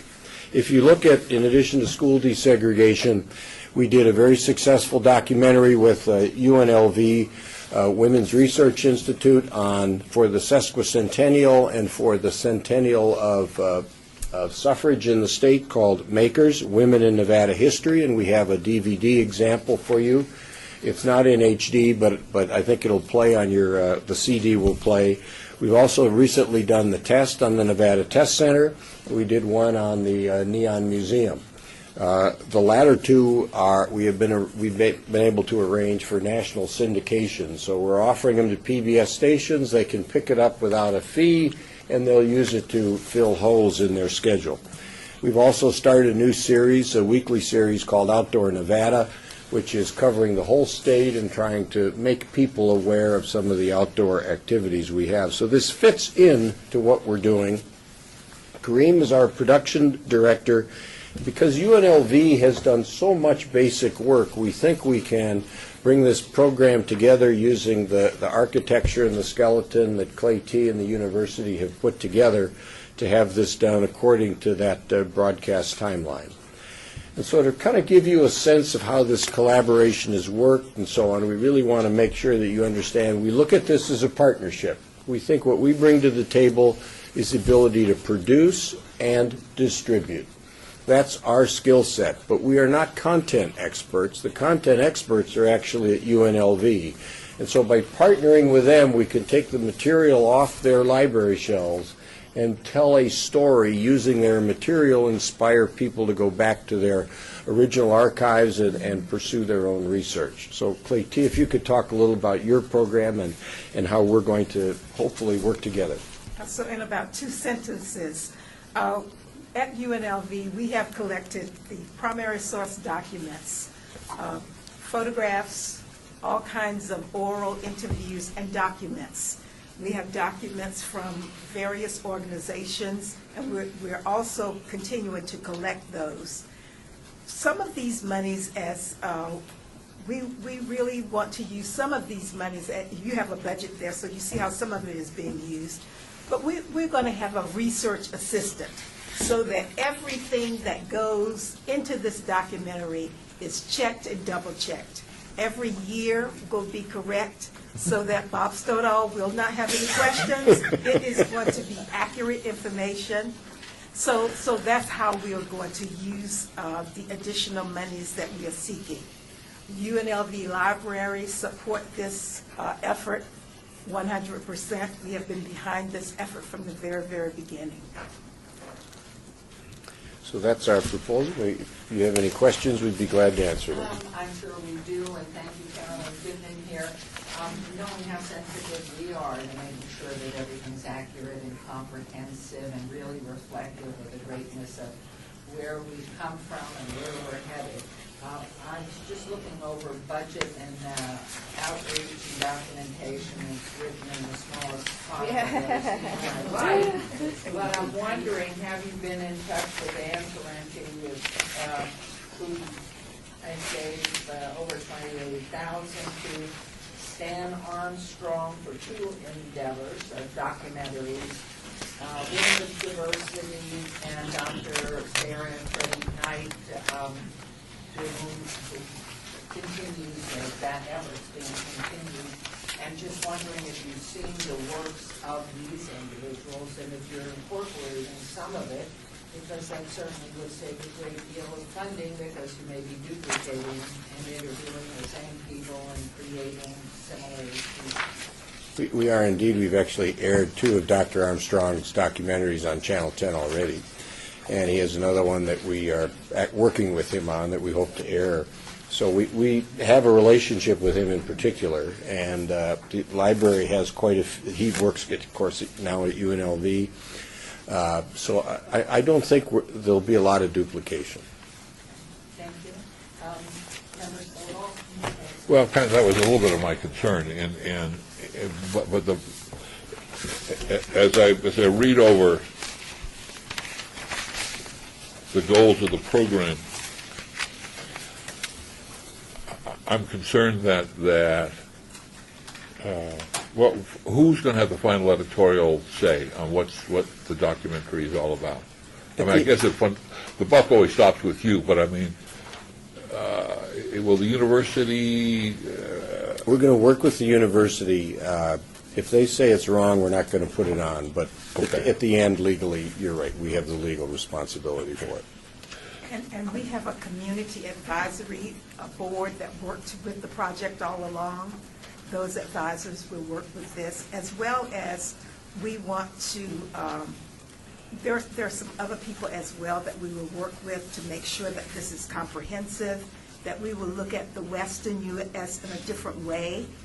We want to start it, we know that it's only 60 minutes, we know that that's not long enough, but we are going to start by looking at the West at 1527, which has never been done, so that we can show how African Americans came into the West. Right. So that part has not been done. And we are going to concentrate it from probably about 1954 to about 1974. As you know, the film Road to Las Vegas covered the 1940s, covered that very well. So this production is not going to try to cover 100 years. We know that that's impossible. Well, you answered my question. That's the issue is if you're going to try and squeeze in, you're just going to hit the highlights, and the highlights have been hit. The other concern that I have is partly the budget, and this gets back to a challenge that doesn't start with you. Starts with the university, starts with other people that have come in with proposals for video productions. And we get charges all over the wall for a variety of things. In this case, one of your budget items is for somebody to maintain the equipment. Yes, the equipment has to be maintained. A maintenance engineer. That's his job title, but that's as you're recording in a studio. That's he's actually working on the production. He's not replacing electronics in the equipment. Well, you got camera operators, you got a grip, you got a media manager, a maintenance engineer, and the administrator's at $15,000. Who's the administrator? I mean, that's somebody who's already on staff. Which was that, Kip? Is that in the? Item 9 in the first one.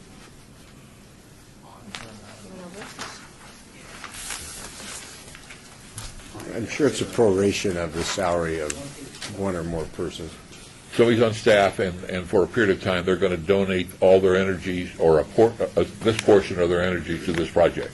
Right. We have an internal job cost accounting system that would not like an ad agency might have. So as people work on a project, their time is allocated to the project, so that we can know if we're hit our target, and if we go over the budget, that's our problem, not yours. Okay. I come from a different part of the broadcast side, and when I think of documentary, I think of expose. I mean, we're going to show you something. Is this going to be is this going to be a celebration, or of the people that are telling their stories, or are we going to see some things that we really haven't seen before and we should see before in that 54 to? I mean, there were some very awkward times. So are we going to see that, or is it going to be a celebration? It's going to be both. It's going to be unchained truth, and it's going to be a celebration. Okay.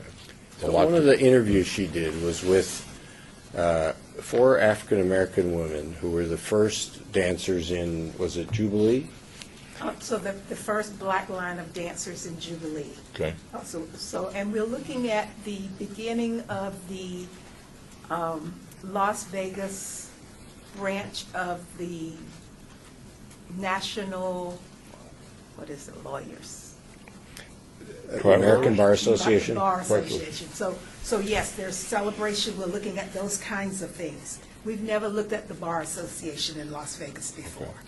And we have already done the roundtable discussion with those early lawyers who put that Bar Association together for Las Vegas. We've already done the roundtable discussion looking at the first line of black dancers in ballets, at ballets. So yes, a celebration, but we're also then going to look at housing integration. And we'll look at the other areas of integration. So that unchanged truth as well. But I just think I just have to comment on that one interview, because just sitting there, it was so amazing. They were so proud that they'd sort of broken the color line, and yet they had to stand next to each other, and they weren't quite integrated with the rest of the dancers, and there was locker room arrangements and so on. But it was a profound step forward, and it was symbolic, and it was the beginning of an opening. And I think a high school kid today seeing that, when that gets turned, they'll be startled, because it's not today's reality, and it helps to put context around the whole civil rights movement. Well, it gets back to your 3 points were arts and culture, education, and a sense of place. And part of the reason I don't think we have a sense of place is because we haven't ripped off, and we see the gloss, we don't see under the gloss. And I would hope that this truth gives us a sense of place, and I would hope that this is more than just a celebration. Celebration's great, it's fine, but I would hope that this is really going to tell some stories that haven't been told before. And Member Brown, you go first, and then Member Thank you. Member Brown, I think when you look at the years that they're covering, 54 is the year that I started high school, and through 74, shortly after I was able to work for a major airline in this city, you're going to be digging into some real hard truths that are kind of painful.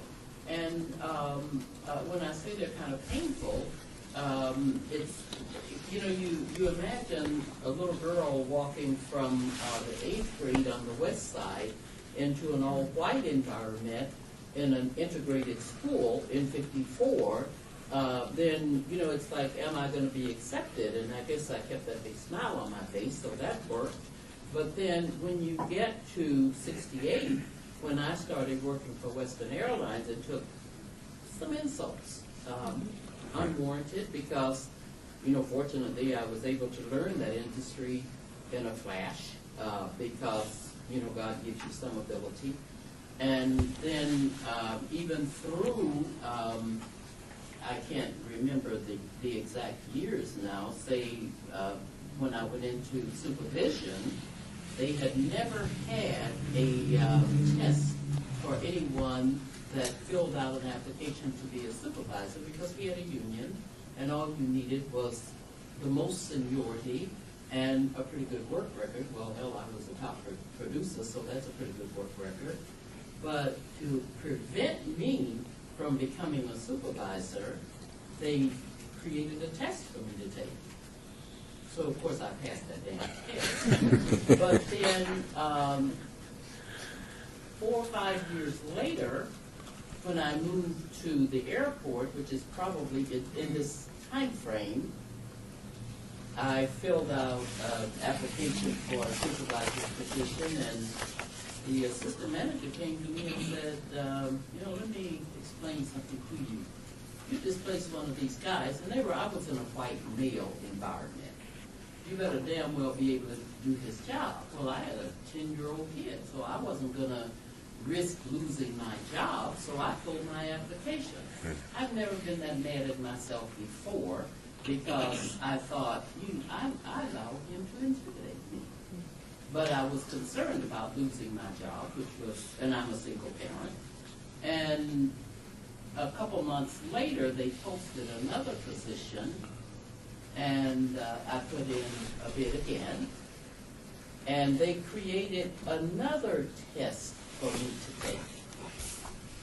And, of course, I passed that test.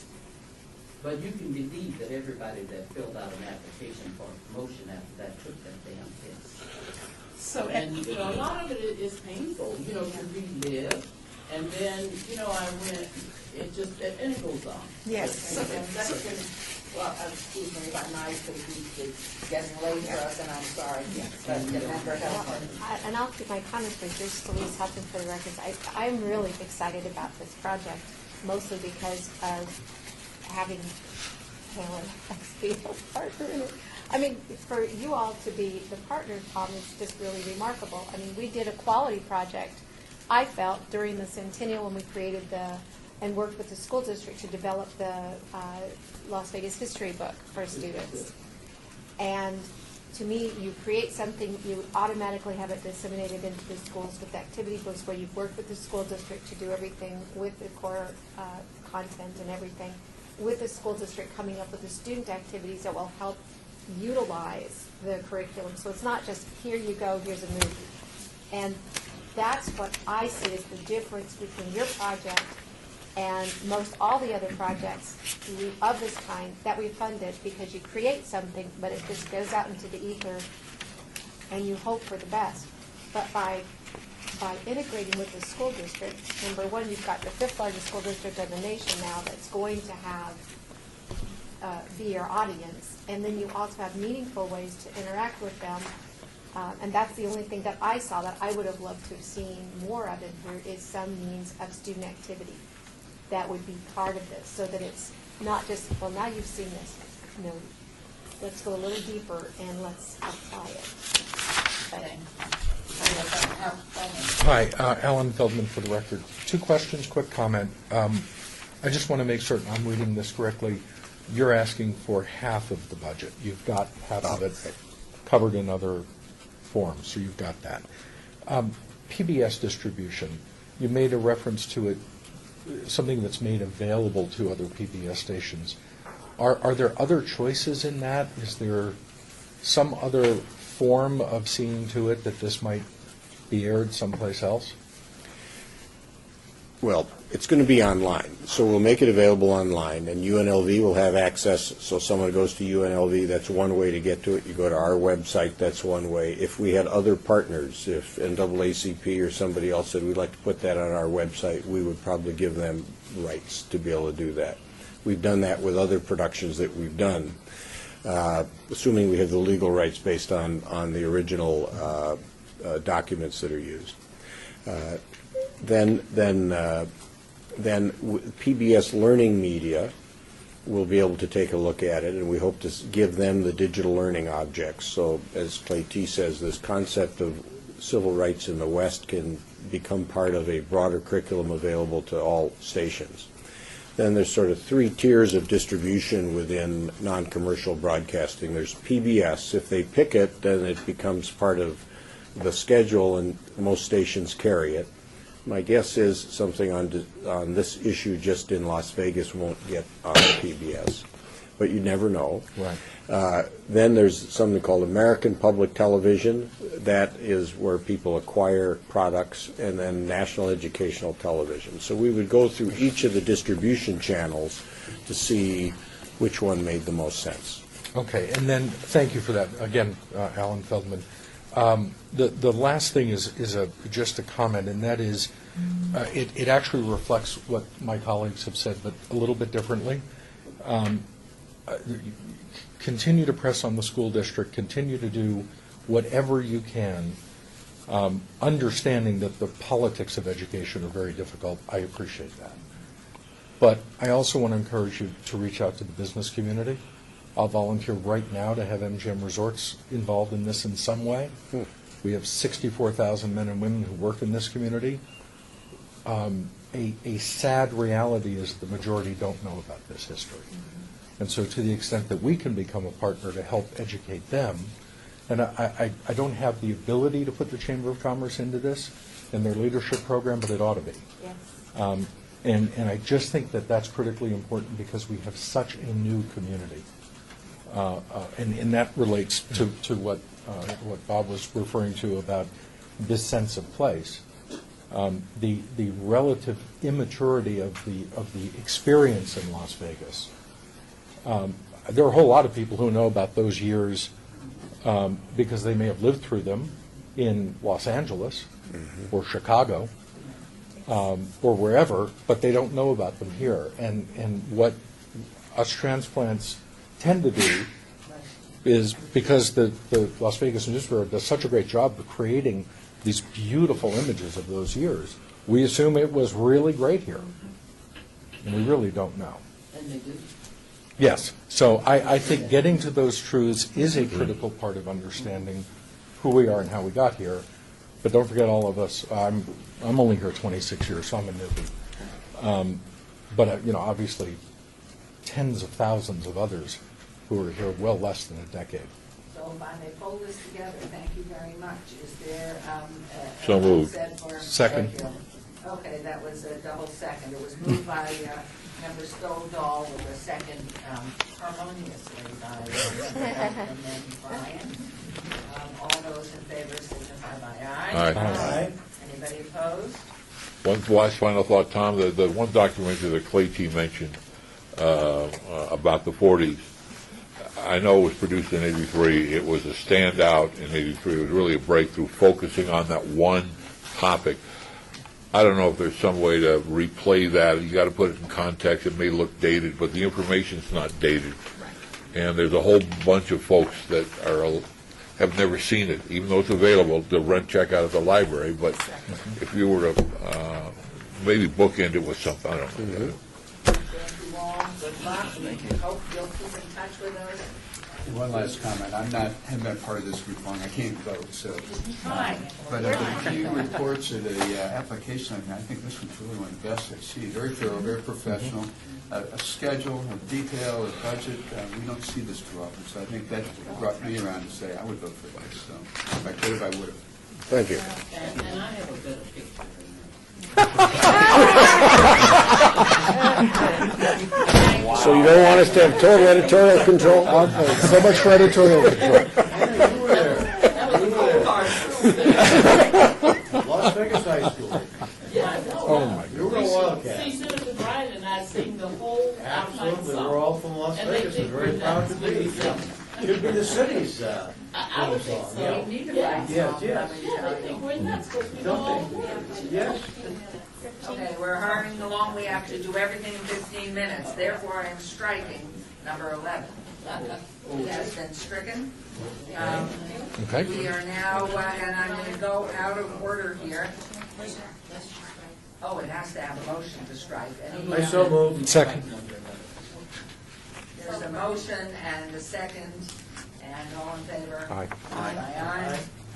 And I'm also going to pull forward agenda item 13. There's, the person that was to present is not here, so this will have to be a